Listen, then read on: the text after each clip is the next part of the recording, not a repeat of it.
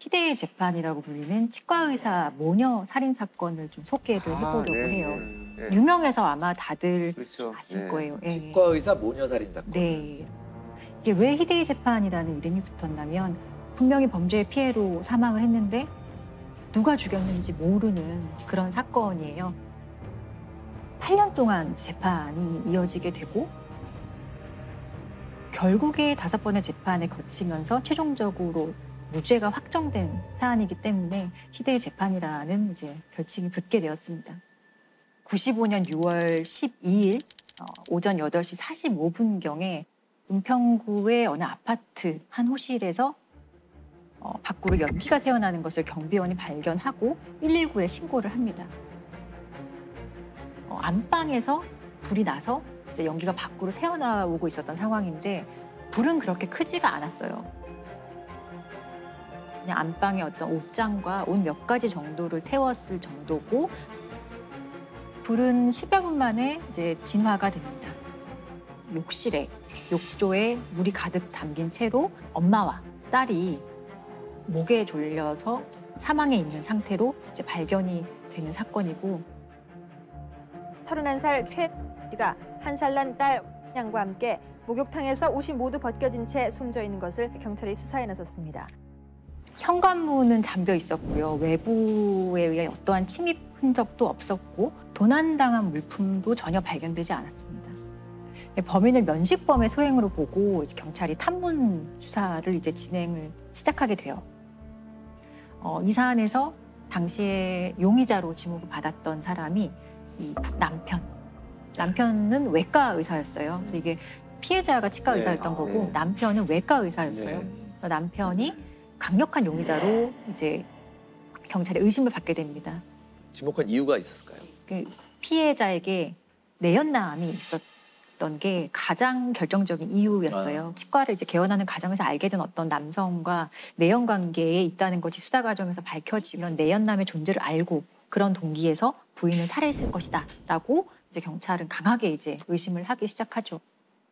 그리고 또 하나의 어떤 경찰의 의심을 살 만한 상황은 남편을 조사하는 과정에서 옷 속에서 어떤 쪽지 하나가 발견이 되는데 그 쪽지에 영화의 제목이 하나 발견이 돼요. 위험한 독신녀라는 영화가 위험한 독신녀라는 영화가 그래서 어떤 내용인지 봤더니 어떤 여성이 남성을 살해한 다음에 욕조에 담그고요.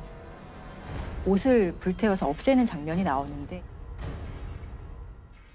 이것과 상당히 범행 수법이 유사한 영화를 이제 발견보고 경찰이 좀 의심스럽다고 생각을 하는 거죠. 근데 막상 이 남편은 나는 모르겠다. 이 영화 뭐 별 기억도 안 난다. 제목조차 기억나지 않는다라고 했었는데 조사를 해보니 남편이 이 사건 발생 3년 전에 강릉에서 이제 공중보건의로 근무를 하는데 그때 강릉에 있었던 곳의 어떤 비디오 가게에서 이 영화를 2번이나 빌렸던 기록을 확인을 한 거예요. 그래서 같은 영화를 2번 빌려보는 경우 드물죠. 네, 거짓말 탐지기에서도 사실 중요한 질문에 이 남성이 대부분 거짓 반응을 이제 보입니다. 거짓말 탐지기에서. 예, 그래서 사실 거짓말 탐지기 같은 경우는 증거 능력은 없지만 수사의 과정에선 상당히 이제 수사 기법으로 많이 활용이 되는 것이고 피해자의 어떤 심리를 흔드는 되게 중요한 수단이거든요. 그래서 경찰은 이 정도라면은 충분히 이제 남편이 범행을 했다라고 확정을 하고 검찰도 남편을 아내와 딸을 살해했다는 그런 혐의로 이제 기소를 하게 됩니다.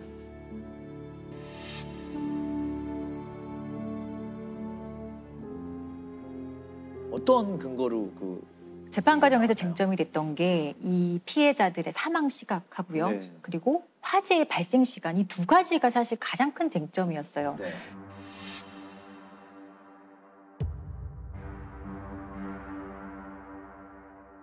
당일에 이 외과 의사 남편은 자기 병원을 개원하는 날이었다고 하더라고요. 그래서 나는 오전 7시에 나갔다. 그리고 내가 나갈 때는 아내와 아이가 당연히 뭐 평소와 다를 바 없었고 살아 있었다.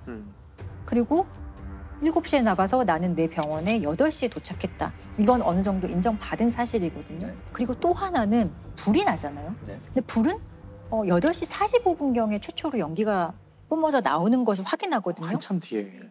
남편이 7시에 출근했다면 1시간 45분 뒤에 이렇게 불이 났다. 뭐 불에 대해서 잘 몰라도 상식적인 차원에서 되게 이상한 상황인데 수사기관은 남편이 오전 7시 이전에 아내와 딸을 살해하고 그 이후에 불이 천천히 발생하도록 어떤 장치, 작업을 해놓고 나간 것이다. 이렇게 추정을 하고 이제 입증을 해야 되는 상황이 되었어요.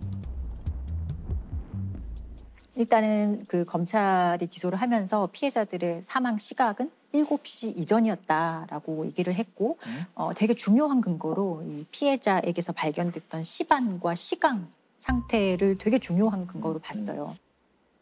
사람이 사망을 하면 여러 가지 신체 변화가 일어나는데요. 그중에서 사망 시간을 추정할 수 있는 단서들이 몇 가지가 있습니다. 네.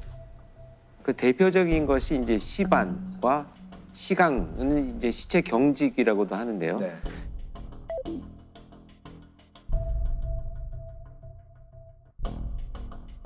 시반 같은 경우에는 양쪽에 다 나타나면 양측성 시반이라고 해서 이 굵기 전에 이동이 되면 시반이 옮겨가서 양쪽에 다 생길 수 있다는 거거든요.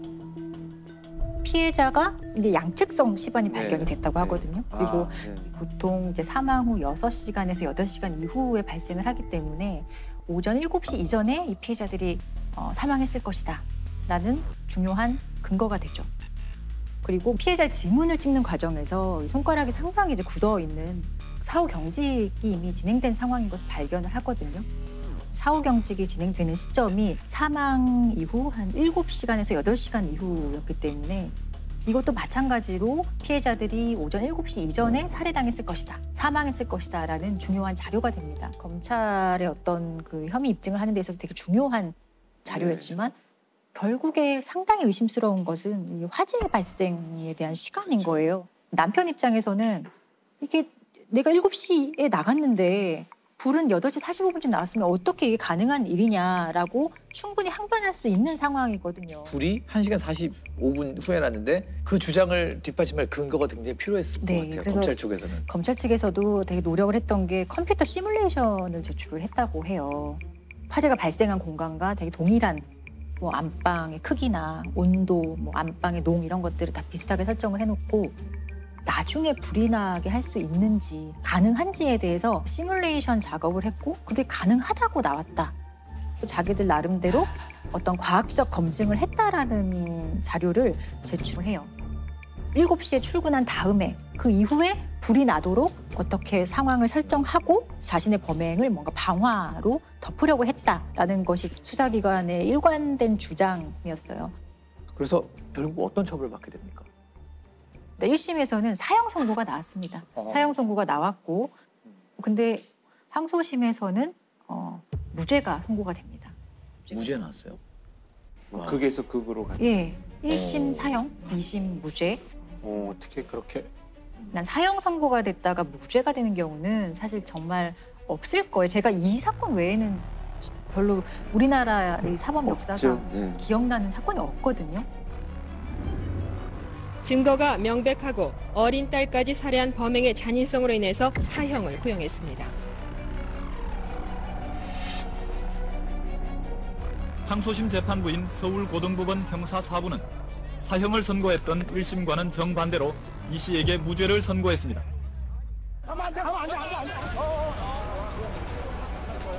아내와 딸을 살해한 혐의로 구속 수감됐던 이 씨.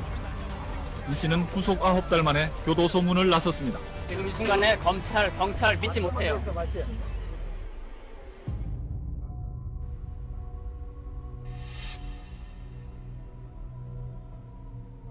일심에서 사형이었는데 2심에서 무죄가 되는 경우가 진짜 있나요? 영화 속에서나 나오지 않나요? 그런 거? 무죄가 나왔던 사유 중에 한 구절을 제가 읽어드리면 사망 시간 추정과 관련한 각종 증거들은 어디까지나 추측에 불과하여 명백한 증거가 없는 만큼 피고인을 진범으로 단정할 수 없다. 법관은 합리적 의심을 할 여지가 없을 정도로 엄격한 증거가 없다면 피고인의 이익을 우선해야 한다. 사실 가장 기본적인 형사법의 대원칙인 거죠. 의심스러울 때는 피고인의 이익으로 해석하는, 사실 이건 되게 원칙적인 입장에서 판단을 한 거죠. 대법원은 오늘 이 같은 2심 재판부의 판결을 뒤집고 법의학적 정황 증거를 받아들여 사실상 유죄를 인정하고 사건을 서울고등법원으로 돌려보냈습니다.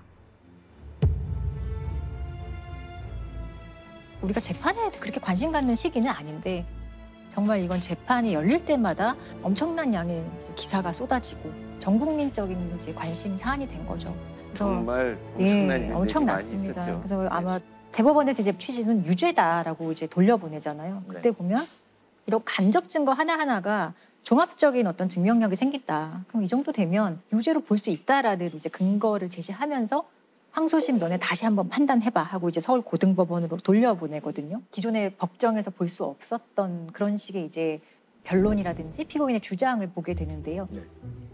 세계적으로 이제 이름나 있는 스위스 로잔 대학교의 법의학 연구소장인 토마스 크롬페처라는 권위 있는 법의학자를 한국 법정에 부릅니다. 네. 그리고 이 법의학자에게 이 사안에 대해서 이제 물어보죠. 첫 번째로는 이 원칙적으로 피해자의 사망 시간 확인하는 것은 사실 좀 불가능하다. 7시 이후에 사망했을 가능성도 충분히 있다라는 취지의 진술을 하거든요. 가장 결정적으로 욕조에서 시신들이 발견됐다고 했잖아요. 근데 경찰이 출동을 해서 욕조의 물의 온도를 재지 않았어요. 근데 물의 온도 그리고 피해자들 어떤 시신을 확인할 때 직장 온도를 확인하는 게 가장 정확하다고 하거든요. 근데 직장의 온도도 측정하지 않았어요. 물속에 있는 상황에서 어떤 물속의 온도를 고려하지 않고 어떤 시간과 시간, 여러 가지 피해자의 시신 상태를 확인하는 것은 물의 온도가 어땠냐 이런 특수성이 전혀 고려되지 못했다라고 증언을 하고요. 그 현장에 출동했던 그 팀장이 내가 손을 넣어봤다라는 네, 진술만 맞아요. 가지고 법정에서 그러면 어땠느냐 했더니 조금 따뜻했다라는 말 한마디로 굉장히 논란이 오히려 더 막 그 현장에 출동했던 과학수사위원들의 진술은 거의 대부분이 전부 다 탄핵돼서 인정받지 못했습니다. 우리나라 법정에서 이런 모습을 사실 그 당시엔 보지 못했던 거예요. 그런 거에 대해서도 상당히 조금 이례적이었던 거죠. 그리고 또 하나는 이 화재 발생 시간에 대해서 입증하기 위해서 피고인 측에서 학교 운동장에 1,800만 원을 들여서 세트장을 만듭니다. 똑같은 방식으로 세트장을 만들어요. 진짜 불을 한번 붙여보자. 이게 얼마 만에 뭐 전소가 되는지 이런 것들을 했던 거예요. 안방과 불이 났던 위치나 이런 것들을 다 완벽하게 재현을 해서 실험을 해봤는데 실험의 결과가 그렇게 발화를 했더니 5분 만에 완전히 거의 뭐 전소가 되다시피 해서 몇 시간 뒤에 천천히 연기가 새어나오도록 하는 수준의 상황을 절대 만들 수 없다는 것을 사실 눈으로 모두가 봤던 거예요.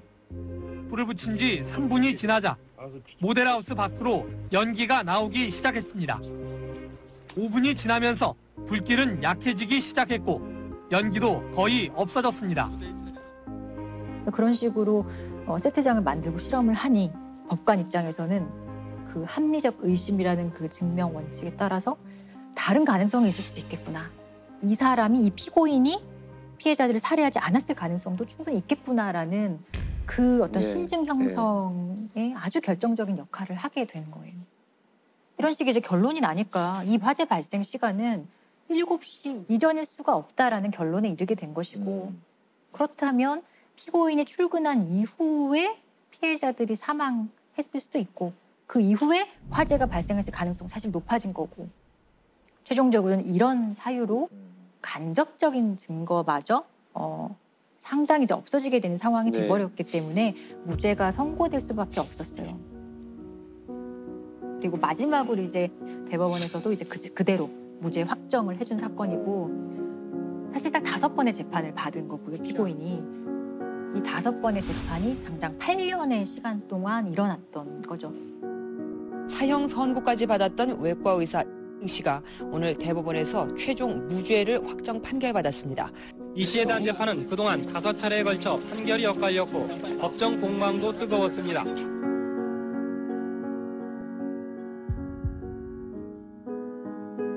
당시의 어떤 시대적인 배경도 분명히 있었을 거예요. 과학 수사라는 것이 자리 잡지 않았을 시점이고 동기가 있고 뭐 주변 정황의 어떤 단서들, 거짓말 탐지기나 이런 것들이 있으면 뭐 과수사가 동원되지 않아도 되라고 하는 안일함이 이제 분명히 있었죠. 지금 같으면 이렇게까지 자세하게 보도가 되지는 않을 것 같은데 당시에는 뭐 이렇게 보도 지침이나 이런 것도 사실 조금 부족했었고 치과 의사 모녀 사건 이래서 이런 식으로 아예 피해자들을 가지고 이름을 만든 사건이에요. 사적인 내용도 이제 막 그대로 노출이 되는 상황이 있었고 근데 그럼에도 불구하고 이 사건에서 피해자들은 사실 사라졌죠. 너무나 명확한 범행이잖아요. 범죄로 인한 피해인데 누가 그러면 이들을 살해했는가는 영원히 이제 밝힐 수도 네. 없겠죠. 네. 미제 사건이죠. 예, 억울한 피해자들만 남아 있는 것이고 이게 어떤 피해자들에 대한 피고인의 어떤 재판 과정에 대한 단순한 흥미거리보다는 아무도 얘기해주지 않는 피해자의 어떤 상황, 뭐 의견, 감정 이런 거에 대해서는 반드시 한 번쯤은 깊게 생각해봐야 되는 것 같아요. 단순한 흥미거리가 아니라. 저희 이제 법의학적으로 그런 말이 있어요. 사람은 2번 죽는다. 처음에 육체에서 영혼이 빠져나갈 때 한 번 죽고 그 사람의 죽음을 기억하는 마지막 사람이 죽었을 때 2번째 죽는다 이런 표현이 있어요. 결국은 어떤 살인 사건이나 이제 억울한 죽음을 맞닥뜨리면 저희 법의학자도 그렇지만 담당 형사들은 그 죽음을 해결하지 못한 미제 사건은 평생 갖고 갑니다. 기억할 수밖에 없거든요. 그런 사건이 이제 이 전남 나주에서 있었던 드들강 사건입니다. 지금부터 한 20년 전에 있었던 사건이죠. 드들강 사건. 네. 장기 미제 사건이었죠. 지난 2001년 전남 나주의 드들강 강가에서 한 여고생이 숨진 채 발견됐는데요. 지난 2001년 2월 당시 여고생이었던 17살 A양은 나주 드들강변에서 알몸 상태로 숨진 채 발견됐습니다.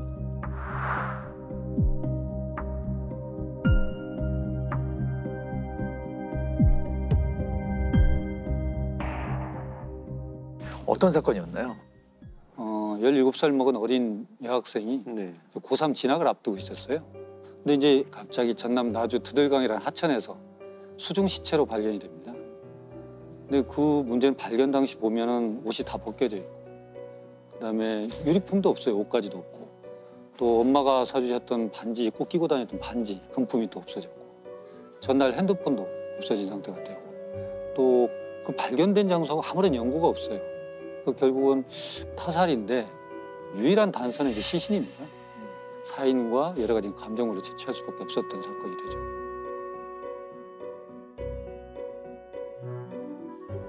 우선은 외표상에 보여졌던 것은 옷이 벗겨진 채로 여학생이 발견된 거기 때문에 성 관련 강력 사건 의심할 수밖에 없어요. 그래서 성폭행 과정 중에서 살아있는 상태였다면 어떤 저항이나 반항, 억압 손상이 있을 걸로 보여지는데 이 손목이나 이런 쪽에 피하 출혈이 있고 그럼 제압당했다는 거거든요. 그렇죠. 목 졸리는 적, 그다음에 가슴에 압박근 같은 게 있고 좌측 측두부나 후두부에도 뭔가 부딪히는 적이 있어요. 이게 폭행일 수도 있고 사망하는 과정이 부딪힌 것일 수도 있고. 이제 두드러진 것은 얼굴이 뻘개요. 이걸 이제 법의학적으로는 안면 우려를 이렇게 표현하는데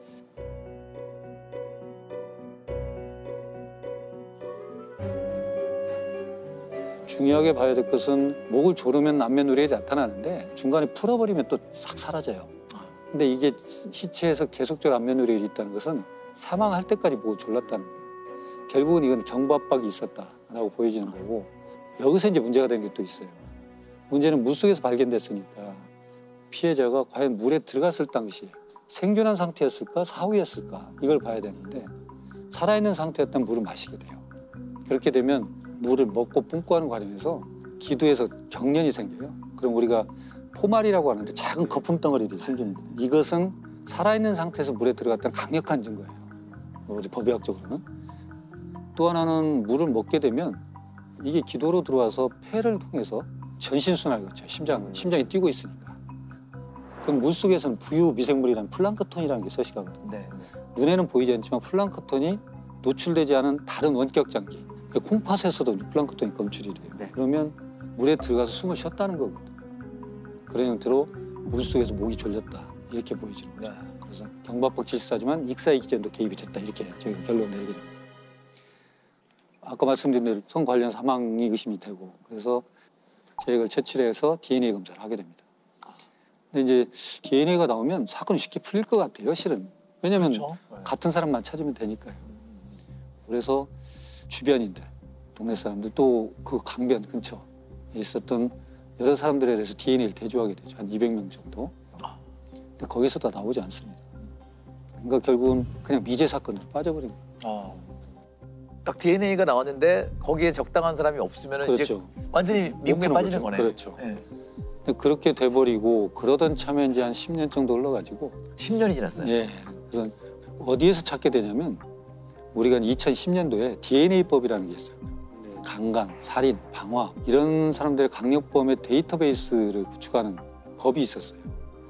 그래서 재소자나 뭐 전과자들에 대한 DNA를 다 데이터를 하는 와중에 2012년도에 목포 교도소에 수감 중인 김 씨의 DNA가 그 당시 확보했던 DNA 파일과 동일하다는 게 나옵니다. 그러면은 10년 전에 그 사건 때문에 채취한 DNA가 둘의 관계성을 누가 이렇게 대조해보는 건 아니잖아요. 그렇죠. 그러나 우리가 이미 미제 사건의 범인으로 보인 DNA 파일을 갖고 있어요, 데이터를. 그러고 이제 다시 강력범을 넣으면서 계속 대조를 합니다. 아, 서로 이렇게 자동으로 대조하게 돼 있나요? 그렇게 돼요. 일치군이 딱. 네. 그래서 딱 나오게 된 거죠. 강력범은 DNA를 확보해서 다른 범죄와 비교할 수 있도록 법이 제정된 게 결정적인 단서가 됐습니다. 사건 당시 경찰은 범인의 것으로 추정되는 체액을 확보했지만 DNA가 일치하는 용의자를 찾지 못하면서 사건은 미궁에 빠졌습니다. 그러나 10년이 지난 2012년 다른 범죄로 무기징역을 선고받고 복역 중이던 김 씨가 DNA의 주인이라는 사실이 밝혀졌습니다. 그렇게 해서 이제 된 건데 이 김 씨가 왜 교도소에 복역을 했냐면 2003년도에 전당포에서 2명을 살해를 해요. 그리고 2명을 유기로 합니다. 유기로 했는데 옷을 싹 벗겨버렸어요. 그러니까 비슷하죠. 더더구나 피해자들이 갖고 있었던 시계, 귀금속 같은 걸 또 가져가고 그러니까 반지 없어진 거, 유기한 거, 벗긴 거 이게 유사하기 때문에 이건 범죄 행위 수법 비슷하다 이렇게 증거를 하죠. 근데 그렇게 됐는데 문제는 뭐냐면 왜 이 사람이 용의선상에 안 올랐을까? 그 당시 이 김 씨는 사건 발생 당시로 보면 24살 정도 젊은 친구였어요. 이 A양하고 같은 동네에 살고 있었어요. 네. 그리고 같은 초등학교를 나왔고 A양이 다니던 PC방에 이 김 씨도 다녔던 것이 있고 근데 용의선상에 안 올랐다는 거죠. 왜냐하면 김 씨가 그 당시에 주민등록지를 전남 장성에 있는 형네 집으로 해놨어요. 주소 등록지로만 리스트를 잡으니까 전혀 안 잡혔던 거고. 문제는 또 뭐가 있었냐면 그 해에 어떤 절도 사건을 있었어요. 절도 사건이. 그래서 그걸로 교도소를 들어가 있었어요. 또. 그러니까 DNA 검사도 안 하고 당연히 수사도 안 받게 되죠. 예전에는 큰 중범죄를 저지르고 도피처로 작은 범죄를 저질러서 교도소에 수감되는 경우들이 있었어요. 그러니까 그것 또한 역시 뭔가 수사망을 피하려고 하는 의도적인 거 아니었을까. 일부러 그렇게 이제 추정은 되죠. 일단 처음에 굉장히 완강하게 부인했을 것 같은데요. 그렇죠. 이제 실은 DNA가 검출됐다는 얘기를 안고 접근을 해요. 형사들이. 그러니까 A양을 전혀 모른다. 만난 적도 없다는 건 당연하고요. 그렇게 완강히 거부를 했죠. 근데 나중에 보면 그 당시에 A양하고 인터넷으로 접속이 됐었던 것도 나와요. 그러니까 이것이 거짓말이었다는 건 나옵니다. 김 씨는 평소에도 인터넷 채팅 사이트를 통해서 여러 여성들을 만나왔습니다. 이 사이트에서 만난 여성들을 상대로 폭력을 휘둘러서 상해죄로 처벌받은 전력도 확인이 됩니다. 그게 이제 일관된 진술이 뭐냐면 그 당시에 내가 여러 여자를 만났고 그런 속에 성관계도 있었다. 그 중에 하나일 것이다. 그러나 살인은 내가 저지르지 않았다. 성관계는 있었지만 살인을 저지르지 않았다고 우기는 거니까요.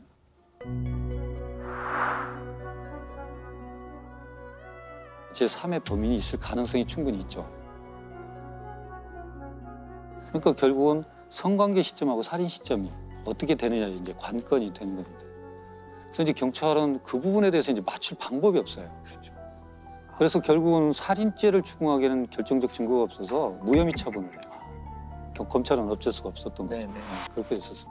그러면 이제 기소 못하고 그렇죠. 유가족들은 굉장히 상심이 컸을 것 같은데요. 그렇죠. 왜냐하면 이제 우선은 타살 그리고 험한 모습으로 이제 강 하천에서 발견됐기 때문에 또 더더구나 DNA가 확보됐음에도 불구하고 살인죄하고 연결을 못 시킨다는 것은 참 안타까운 일이죠. 근데 그런 와중에 2009년도에 피해자의 아버지는 뭐 극단적 선택을 했다고 저는 듣고 있습니다. 그래서 가족들이 이제 여러 곳에 탄원도 하고 막 호소도 하고 해서 2015년에 이제 재수사를 들어가요. 근데 문제는 뭐냐면 2001년도에 발생을 했지 않습니까? 2015년이 되면 그 당시는 살인죄가 공소시효가 15년이에요. 2015년이면 겨우 1년 정도 남았죠. 1년밖에 안 남았어요. 이게 시간이 별로 없었어요. 근데 다행스럽게도 그게 7월에 태완이법이라고 살인죄 공소시효를 없애버렸잖아요. 그러니까 시간을 이제 벌게 된 거예요. 그래서 이제 대대적으로 재수사를 다시 들어가게 되죠. 범인을 찾지 못해 장기 미제가 됐던 사건은 이른바 태완이법으로 살인죄 공소시효가 폐지되면서 재수사와 기소가 이뤄져 묻히던 범죄를 밝혀낼 수 있었습니다. 광주지방검찰청에서는 이제 검경 합동수사본부를 차려요. 대대적인 재수사를 들어가는데 근데 여하간 그 연결고리 연결할 건 아직 못 찾고 있었고 그래서 이제 검찰이 그 목포교도소에 있는 김 씨의 감방에 있는 소지품을 다 압수를 해봐요. 압수를 해보니까 독특한 사진이 나옵니다. 그날 2월 4일 날 낮에 여자친구와 같이 강진에 있는 외할머니 집을 방문한 사진을 찍어놨어요. 그러니까 결국은 이것은 굉장히 알리바이를 입증할 수 있는 중요한 증거임에도 불구하고 검찰, 경찰 재수사 또 이 사진에 대한 언급을 안 해요, 김 씨가.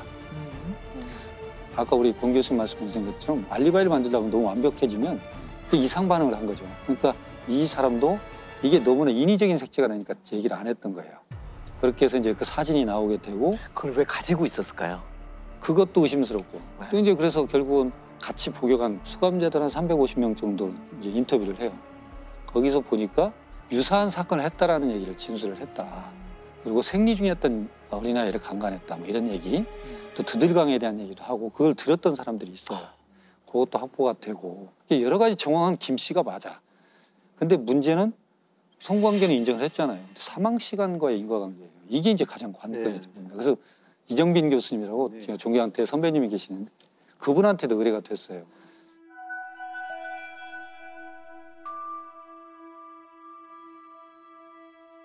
어디서 착안을 하냐면 아까 수중 시체로 발견됐다고 그랬잖아요. 그러니까 시신에서 증거가 소실될 확률이 높으니까 그래서 수사관들이 체액을 채취하는 과정을 정확히 기록을 했습니다. 뭐라고 기록을 했냐면 처음 채취할 때 입구에서 가까운 쪽을 할 때는 희멀건 정액이 나왔다. 묻어서 나왔어요. 면봉에. 그다음에 한번 채취하고 두 번째 넣었을 때 깊숙이 집어넣었을 때는 끝에 생리혈이 붙어 혈흔이 있고 그다음에 정액이 섞이지 않은 상태로 정확히 구분지어서 나왔다는 거예요. 이것을 이제 착안하신 겁니다. 왜냐하면 김 씨의 진술대로라면 성관계 이후에 며칠이 지났잖아요. 이 사람이 걸어서 다니거나 앉아있으면 중력이 작용하는 건 흘릴 수밖에 없어요. 혈흔과 정액은 섞일 수밖에 없습니다. 이렇게 경계가 명확하게 나왔다는 것은 이건 무슨 의미를 가질까 하고 이제 실험을 하세요, 이분이.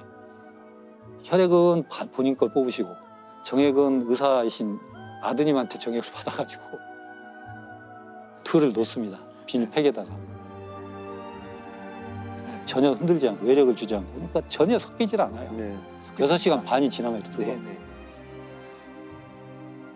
그러다 잠깐 흔들었더니 바로 섞여요.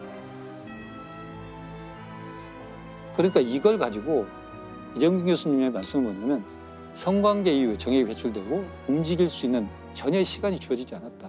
특히 앉아있거나 또는 움직이는 그런 생존 반응이 없다.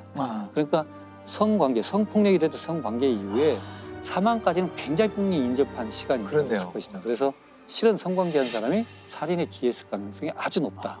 이렇게 이제 감정서를 내서 그 좁혔던 거죠. 그래서 이제 사건이 이제 풀리게 되고. 그러나 이제 김 씨는 끝까지 아직도 아니다라고 하죠.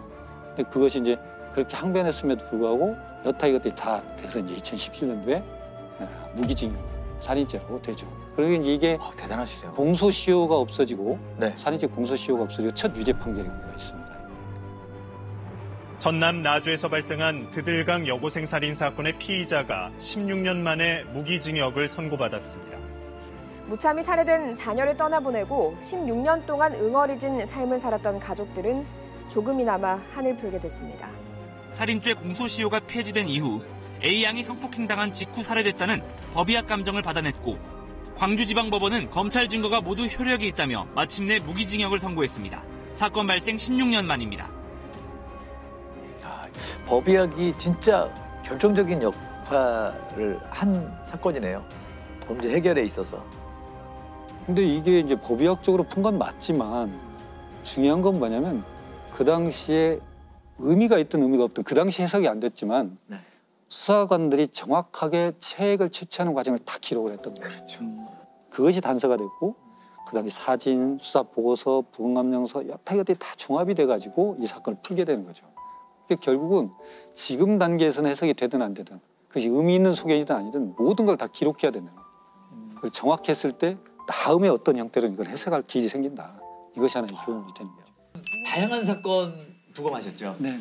뭐 이제 부검은 국가수 있을 때 주로 많이 했죠. 지금 대학에서는 연간 한 120건 정도 하니까요. 네. 그래서 보통은 이제 부검을 통해서 사인을 밝히는 법의학적 해석도 하지만 부검 이후에 나온 감정서에 대한 재해석을 하는 경우도 있어요. 왜냐하면 우리나라 검시제도가 저는 부검 감정서를 쓰고 나면 그 뒤로는 연락이 없어요. 수사기관이 진행을 해서 기소를 하거나 하고 재판에서 어떤 논란이 붙었을 때 그때 이제 저한테 자문을 해오는 경우가 있죠. 이제 그 중에 하나 이제 기억나는 게 지금은 이제 통상 알려진 약촌 오거리 택시강도 사건. 그게 제가 부검을 하고 재심까지 갔던 사건인데요. 제가 듣기로는 그게 아마 영화화도 됐던 재심이라는 영화가 됐던 사건인데 2000년 8월 10일 날 택시 기사가 동료 기사들한테 무전을 합니다. 택시 강도를 당했다고. 그래서 택시 기사들이 가보니까 이미 칼에 찔려서 다량 실혈이 있었고 그러나 이미 출혈을 너무 많이 해서 사망한 사건입니다. 강도 살인 사건이기 때문에 그 다음날 저희한테 부검을 오게 된 거죠. 사인 자체는 진단내는 게 어렵지는 않아요. 왜냐하면 눈에 확연히 보이기 때문에 그 당시 이제 그 심장 자창 이렇게 이제 해서 사인을 냈죠. 근데 이제 제가 이제 감정서를 쓰다 보면 전체를 다 해요. 극히 이렇게 상처가 커 보여도 그 부분만 하는 게 아니고 전신을 전체를 다 봐서 혹시 빠진 부분 또는 흔적을 찾으려고 노력을 해요. 이 가슴에 8군데의 자창이 있음에도 불구하고 어느 것이 주로 안에 들어가고 어떤 건 자입하지 못한 것이 있거든요. 그중에 들어갔던 것이 2번과 3번의 늑골을 절단하고 그다음에 폐와 심장을 지나서 척추 끝까지 이어진 그리고 이제 또 하나는 병원에서 치료 중에 발생하는 손상들이 또 있어요. 그건 사후죠. 이것을 구분해서 기술을 해요. 목격자가 용의자가 됐죠. 그렇죠. 이제 그 당시에 그 목격자는 다방에서 배달을 하는 15살 최모군이에요. 아무런 생각 없이 오토바이를 타고 가는데 2명이 후다닥 뛰어가는 걸 자기는 스쳤어요. 스치고 가서 보니까 택시 기사가 피를 흘리고 쓰러져 있는 것을 목격합니다. 그게 이제 목격자 진술입니다. 근데 그 목격자 진술했던 사람이 며칠 만에, 사흘 만에 범인으로 이제 달받고 되죠. 그러니까 최군 입장에서는 목격한 것이 인생을 바꿔버린 일이 된 거죠. 그 당시 이제 용의자인 최군은 목과 뭐 어디를 몇 군데 찔렀다, 어디를 찔렀다 이렇게 자백을 했고. 아, 자백을 했어요. 그렇게 해서 이제 자백을 했기 때문에 당시 이제 기소가 되고 재판에 섰을 때. 그 허위 자백하게 되는 그 심리가 뭘까요? 허위 자백은 명백하게 법정에서 정말 진실이 밝혀질 것이라는 것을 기대하면서 합니다. 여기는 우선 모면을 해야 돼요. 이미 나는 살인범으로 지목이 됐어요. 지금 여기는 아무도 나를 믿어주지 않아요. 그런데 법정에서는 정말 전문가도 나오고 진실이라는 것은 반드시 밝혀질 거야. 이 기대는 지금 이 상황에서 벗어날 수 있는 어떤 동기로 작용을 하는데 거기에 대한 연구들이 많아요. 그래서 1심에서 이제 자백은 실은 허위였다. 그리고 가혹행위 때문에 내가 허위 자백을 했다라고 얘기를 하게 되죠. 그래서 1심 재판에서는 그렇게 얘기했음에도 불구하고 그대로 받아들이지 않고 유죄가 되죠. 2심에서는 다시 이제 항소를 했지만 변호사, 국선 변호사의 논리는 그렇습니다. 이게 너의 유죄의 증거도 없지만 무죄를 입증할 방법도 없으니 그걸 받아들이고 선처를 바라는 게 어떻겠느냐.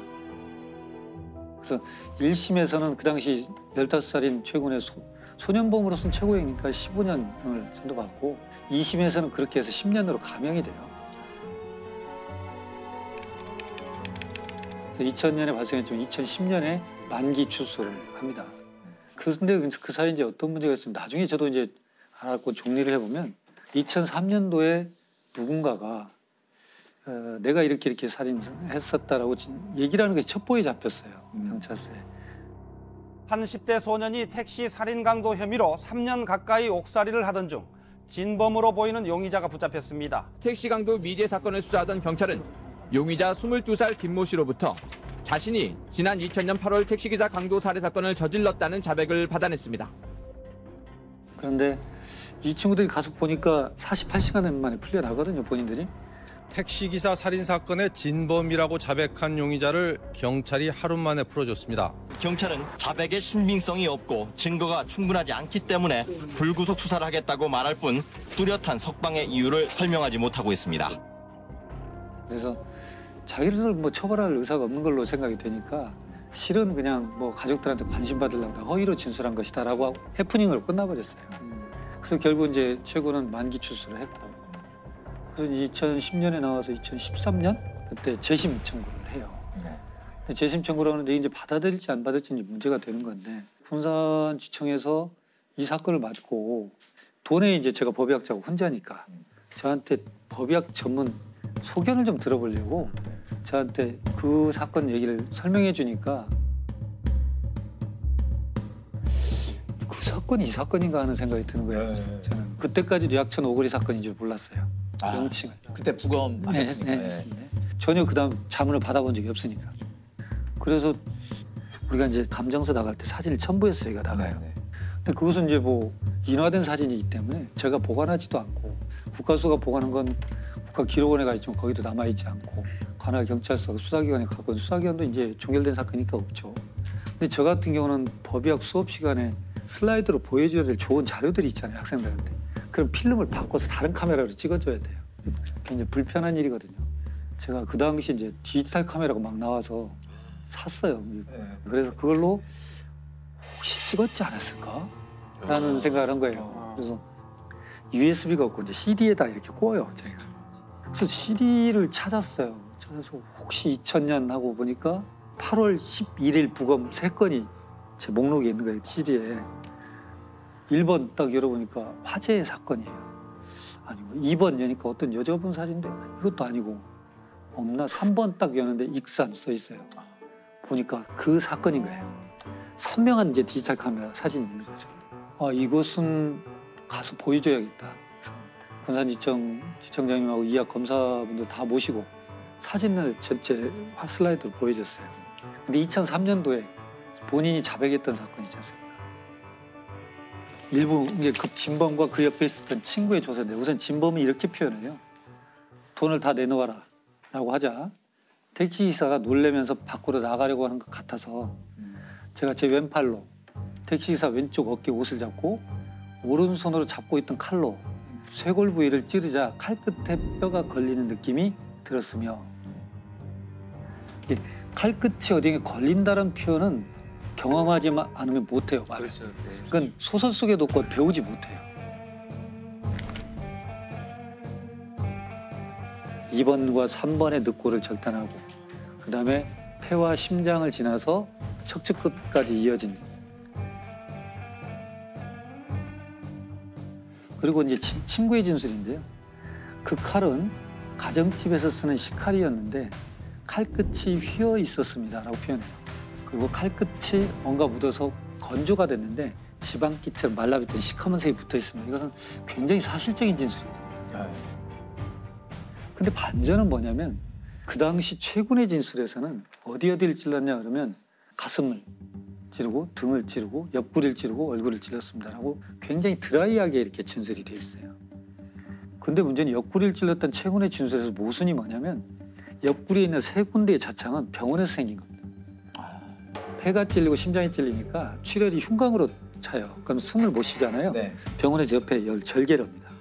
그래서 피를 뽑아내요. 그건 최군이 할 수가 없어요. 해서도 안 되는 거예요. 근데 최군은 정확히 옆구리도 찔렀습니다, 진술을. 야, 이건 너무 좀 인위적인 냄새가 난다. 조서를 읽고 다시 이제 그 사진을 검사들과 다 같이 봤어요. 자, 이런 모양입니다. 그러니까 전부 다 그걸 받아들이게 된 거죠. 이건 재심할 수밖에 없겠구나, 이렇게 되는 거죠. 15년 전 있었던 익산 약촌 오거리 택시기사 살인 사건에 대한 재심이 오늘 광주 고등법원에서 열렸습니다. 사건 발생 16년 만에 최 씨가 다시 법정에 섰습니다. 무죄로 인정할 만한 명백한 증거가 있다며 확정된 법원의 재심 공판에 참석한 겁니다. 그래서 재심은 이제 받아들였고 군산지청에서 해서 대법원까지 가가지고 무죄로 됐죠. 그리고 이제 바로 진범으로 진술했던 그 사람이 바로 긴급 체포가 돼서 형을 살고 있죠, 지금. 와, 이 교수님의 그 사진이 결정적인 그러네요. 역할을 한 거네요. 최종 이제 무죄 판결 듣고 어떠셨어요? 이제 뭐 사필 규정이죠. 실은 법을 다루는 사람들이 신은 아니니까요. 근데 그런 생각을 저도 역시 합니다. 반문하는데 이런 사건이 발생해서 피의자 신문조서, 범인으로 된 분의 조사나 현장 검증이 있을 때는 법의학 전문가가 같이 임장을 했으면 좋겠다는 생각을 해요. 과거 거 보면 현장 검증이 아니고 현장 강요지. 네, 맞아요. 그래서 이미 자기들이 갖고 있는 상황에서 진술을 받아내. 그 현장에 보면은 검시관님들은 이제 법의학자분들이랑 다른 거죠. 그렇죠. 지금 이제 우리는 법의관이라고 하고 검시관들은 요 근래 이제 우리 과학수사에서 각 경찰청마다 의료기술직 출신들의 검시 조사관을 두고 있어요. 지금은 그럼 현장엔 이제 검시관은 출동을 해가지고 이제 자기 의견을 쓰고 하지만 이제 정확한 거는 부검을 또 해야 되죠. 그리고 이제 중요한 건 이번 건도 내부 장기의 치명적 손상으로 사망했다는 건 이미 알죠. 현장에서 보면. 그러나 어떤 경로로 갔는가에 대한 정확한 기술을 우리 이제 해놔야 돼요. 그래야만 나중에 그 지금처럼 이렇게 했다는 진술을 누가 부합된다는 걸 얘기할 수가 있어요. 죽음을 검증하는 것이 너무 중요하다. 죽음은 상당히 어두운 분위기를 주죠. 그러나 죽음을 어둠으로 보지 말고 죽음은 살아있는 사람들한테 교훈을 던지는 살아있는 학문으로 좀 봐주셨으면 좋겠어요. 제가 가끔은 그런 얘기를 합니다. 어떤 사망 사건이 발생하고 누가 사고가 발생하면 불상사가 발생했다 이런 표현을 해요. 근데 불상사는 죽은 사람한테 발생한 게 아닙니다. 죽은 사람은 이미 죽었어요. 불상사는 그와 같이 미래를 꿈꿨던 사람들한테 불상사가 발생한 거예요. 즉, 산 사람한테 불상사가 발생한 겁니다. 그래서 우리는 죽음을 검증해야 돼요. 그래서 검증해야 돼요. 우리가 지나다니는 길에서 같이 걸어다닐 수 있는 거잖아요. 그런 것에 대한 좀 끔찍함도 있거든요. 그래서 끝까지 추적을 해서 검거한 케이스가 있습니다. 사례가 하나 있는데 고향에서 발생한 여관 종업원 살인 사건. 1995년 10월에 고향에 있는 한 여관에서 여관의 종업원이 칼에 목을 찔린 채 사망한 채로 발견이 됩니다. 근데 거기 현장에서 경찰이 압수한 물건을 보면 피 묻은 옷이 하나 발견되는데요. 이 안에서 도장이 하나 발견이 됩니다. 그 도장의 이제 주인을 찾아봤더니 그 여관에서 장기 투숙을 하던 사람으로 밝혀집니다. 그래서 가해자의 신원이 어쨌든 밝혀진 것이죠. 또 다른 곳에 또 투숙을 하면서 유사한 범죄가 일어날 가능성이 높으니까 경찰이 수배 전단지를 만들어가지고 10,000여 장 이상 전파를 합니다. 지난 1995년 10월 경기도 고양시의 한 여관에서 끔찍한 살인 사건이 벌어졌습니다. 경찰은 55살 김모 씨를 유력한 용의자로 보고 방송을 통해 2차례나 공개 수배를 했지만 김 씨의 행적은 묘연했습니다. 1995년 10월에 사건이 발생하고 그해 연말에 주소 불분명으로 결국은 주민등록이 말소가 됩니다. 그게 더 찾기가 이제 어려워진 거죠. 그런데 정말 그 담당 수사관이 이 말소된 주민등록이 살아났는지 무려 12년 동안. 2007년 11월에 충남 천안에 있는 한 동네에서 주민등록이 회복된 것을 찾아요. 그래서 잠복을 하는데 며칠째 잠복을 해도 결국 나타나지를 않습니다. 그래서 이 담당 형사가 기초수급생활자로 해서 음식이라든지 이런 보조를 받아가기 위해서 회복시켜줬다라는 이야기를 듣고 유인하는 이런 전략을 짭니다. 그래서 동사무소에서 직접 연락을 하게 해서 김장김치를 나누어 줄 테니 와서 가져가세요. 범인을 체포를 하게 되죠. 경기도 고양경찰서는 지난 1995년에 내연녀를 살해한 혐의를 받고 있는 66살 김모 씨를 12년 만에 붙잡았습니다. 경찰은 사건 발생 이후부터 매달 한 번씩 김 씨의 주민등록 번호를 추적했고 올해 9월 김 씨가 주민등록증을 재발급받은 사실을 포착하고 주소지를 확인한 결과 김 씨를 붙잡을 수 있었다고 밝혔습니다. 아니, 형사님 대단하시네요. 증명. 유독 이 사건에 굉장히 올인하신 거예요. 살인 사건이고 굉장히 참혹하게 또 피해자가 돌아가셔서 어떻게든 한 달에 한 번씩 가서 확인을 하고 짜투리 시간에 그 끈을 결국 놓지 않는 거죠. 윤 형사는 다른 부서로 발령이 난 뒤에도 400여 쪽에 달하는 수사 기록을 모두 복사해 다니며 김 씨를 추적해왔습니다. 그 사건을 많이 대부분이 다 해결했습니다. 그런데 이 사건만큼 제가 그 끈을 놓지 못하겠더라고요. 이 끈을.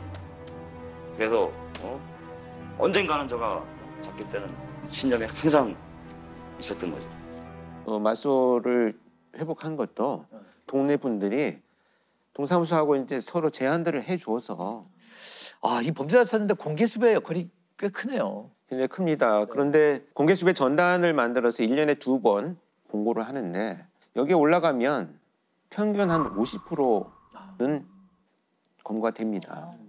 이 사건은 2018년에 전남에 있는 한 시골 마을에서 발생을 했는데 당시 이제 고등학교를 다니던 1학년 여학생이 늦게까지 귀가하지 않으니까 이 어머니가 이제 친구들한테 수소문을 하죠. 그랬더니 친구들이 아버지하고 잘 아는 김 씨라는 사람하고 오늘 만나기로 했다. 그래서 우리 다른 친구들이 약속을 안 했다 이렇게 얘기를 합니다. 그러니까 이 엄마는 김 씨 집을 찾아갑니다. 네. 찾아갔더니 김 씨가 이 엄마를 보는 순간 갑자기 뒷문으로 도망을 가버렸어요.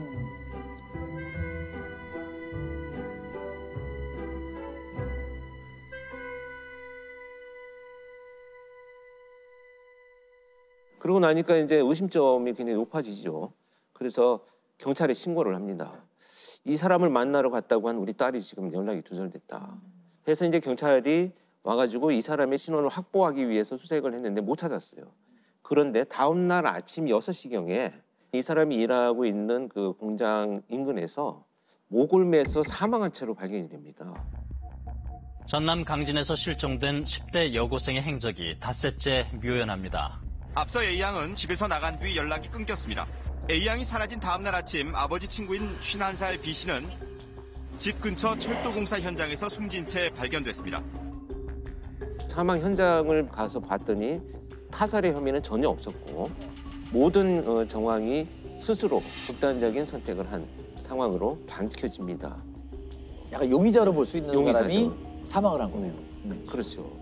자, 이렇게 되니까 이제 문제가 되는 것은 아이도 지금 어디 있는지 모르고 그렇죠. 유력한 그러니까 이 아이의 행적을 마지막으로 만난 김 씨도 사망을 해버렸기 때문에 무슨 범죄인지조차도 모르고 그렇죠.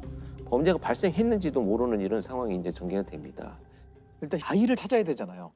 그렇죠. 거기에서 이제 프로파일러들의 역할은 과연 그렇다면 지금 드러난 이 상황만 가지고 여러 가지 심리학적인, 사회학적인 분석들을 통해서 어디에 실종된 아이가 있을 가능성이 가장 높으냐를 우선순위를 결정하는 겁니다. 그걸 이제 심리학적 재구성이라고 하는데요. 6월 12일 날 아버지 친구 김 씨가 부모님 몰래 아르바이트를 제안을 합니다. 이 아이는 굉장히 성실하게 학교 공부를 열심히 하는 아이였었는데 그래도 뭐 가게에 좀 도움이 되고자 아르바이트를 수락을 하고 나간 것이 문자에서 발견이 됐어요. 김 씨는 A양에게 아르바이트를 소개해준 곳으로 알려졌습니다. 하지만 이 사실을 다른 사람에게는 알리지 말라고 말한 것으로 전해졌습니다. A양은 실종 전날 친구에게 문자를 남겼는데 이 같은 내용이 담겨 있었습니다. 또 자신이 위험하면 신고해달라고도 당부했습니다. 그런데 이틀 후에 김 씨가 자신의 직업과는 관계없는 낫하고 전기 이발기가 있어요. 머리를 깎는 이거를 구입한 흔적이 나타납니다. 그 다음에 이제 약국에서 수면 유도제까지 구입한 그런 흔적이 나타나죠. 명백하게 지금 어떤 일이 예상이 되지 않습니까? 그리고 나서 실종 당일에 사실 직접 둘이 만나는 장면은 찍히지는 않았어요. 그런데 2시 15분경에 김 씨 차량이 마을에서 가까운 곳에 붙어 있는 한 야산, 이 야산으로 막 이동을 하는 흔적들을 이제 포착을 합니다. 김 씨 차량이? 예, 김 씨 차량이. 그런데 그 야산 밑에서 한 2시간 반 정도 차가 머물러 있는 그 정황을 발견을 해요. 그래서 굉장히 의심스러워지죠. 그로부터 한 2시간 정도가 지난 4시 24분에 이양의 휴대폰이 꺼져버립니다. 경찰은 이양의 휴대전화 신호가 끊긴 야산에서 아버지 친구로 언급된 51살 김모 씨의 차량이 머물렀던 사실을 CCTV를 통해 확인했습니다. 분명히 CCTV에 포착이 된 이런 상황인데 관건이 뭐냐면 이제 이 아이가 정말 그 시간에 이걸 같이 있었느냐를 확인할 수 있는 방법이 없다는 거예요. 그래서 굉장히 언제 어려운 상황이 지속이 되죠. 그런데 이 이후에 이제 김 씨 행적을 살펴보면 더 의심스러운 것이 5시 한 10분경에 집에 도착을 하는데 자신의 차를 일단 세차를 하기 시작합니다. 세차를 하기 시작을 하고 자기가 그날 입고 외출했던 옷을 마당에서 태우는 장면이 또 목격이 돼요. 그래서 뭔가 증거를 인멸하고 있구나라는 것이 이제 유력해지기 시작을 합니다. 그렇게 이제 수색을 하던 중에 결국 8일 만에 그 동선상에 있는 산 정상에서 시신은 발견이 됩니다. 아르바이트 소개를 받는다며 집을 나선 뒤 연락이 끊긴 여고생 A양이 실종된 지 8일 만에 야산에서 숨진 채 발견됐습니다. 차량에서 발견된 이발 도구와 낫에서도 A양의 DNA가 나왔습니다. 그렇다면 범인으로 이제 지목된 이 범죄자는 이미 자기가 극단적인 선택을 해버렸고 피해자도 사망한 것이 확인이 됐고 도대체 이 사건의 실체를 밝히기 위해서 무엇을 할 것인가를 고민하다가 프로파일러들이 활용한 것이 바로 심리부검입니다. 심리부검. 심리부검이라는 게 뭔가요? 뭐 일기에서부터 유서 그리고 고인이 되신 분의 주변에 있는 많은 분들 또 지인분들 다 찾아가서 수백 개의 문항을 여쭤보는 거죠. 아주 사소한 것부터 중요한 것이 다 보는데 실제 수사, 법정 이런 쪽에 계신 분들한테 특이한 또 시그널이 될 때도 있고 굉장히 중요한 데이터가 되기도 합니다. 그래서 이제 연구된 분야들 이제 심리부검을 이용해가지고 분석을 하기 위해서 이제 프로파일러들이 여러 명이 모입니다. 모여가지고 지금 말씀하신 대로 뭐 지인들, 전 직장 동료 이 다양한 주변 사람들한테 이제 정보를 쫙 수집을 하죠. 수집을 해서 봤더니 너무나 놀랍게도 이 사람이 평상시 이 마을에서 보여주던 모습과는 전혀 다른 악인의 모습이 나타나기 시작을 합니다. 굉장히 평상시에 살아오는 과정에서 성적인 것에 아주 집착을 하고 있었던 흔적들이 나타나고요. 특히 그런 흔적들을 우리가 유추할 수 있는 것 중에 하나는 아주 강박적인 삶의 태도를 갖고 있었다는 거예요.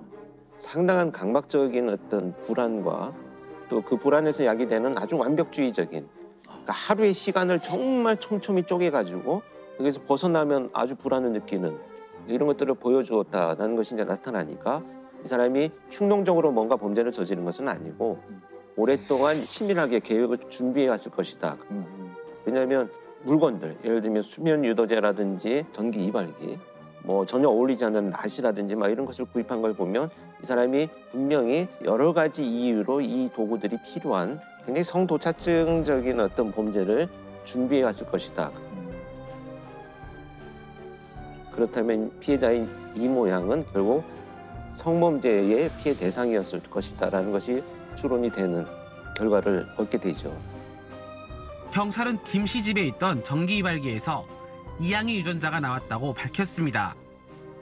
시신 발견 당시 머리카락이 없었던 것은 김 씨가 깎았기 때문인 것으로 추정했습니다. 김 씨는 왜 자살을 택한 것일까요? 앞에 그런 성격들이 좀 영향을 끼쳤을까요? 저는 영향이 많이 있다고 봅니다. 특히 자신의 기준에서 뭔가 조금이라도 벗어나면 그것에 대해서 매우 불편한 이런 감정들을 느끼기 때문에 아마도 자신이 준비한 이 계획에 뭔가 잘못되는 순간부터는 피해자에 대한 어떤 죄책감, 이 사건이 발생한 것에 대한 어떤 수치심 뭐 이런 것보다는 이 상황을 해결할 수 있는 방법은 그냥 내가 떠나는 것밖에는 방법이 없을 것이다. 이런 판단을 했을 가능성이 높다라는 것이 타당하지 않나 이렇게 보여집니다. 그러니까 뭐 그렇게 혐의를 받다가 자살하고 이런 것을 최종적 형태의 가해라고 표현하거든요. 정말 맞는 말일 수도 있어요. 어느 한편에서 죽음으로 내 죄를 갚았다는 게 아니라 다른 측면으로 보면은 영원히 진실을 밝힐 수 없이 남겨진 피해자에게 오롯이 모든 거를 다 네가 갚네 이렇게 되는 거거든요. 영원히 은폐해버린 걸 수도 그렇죠. 있다는 뜻이죠.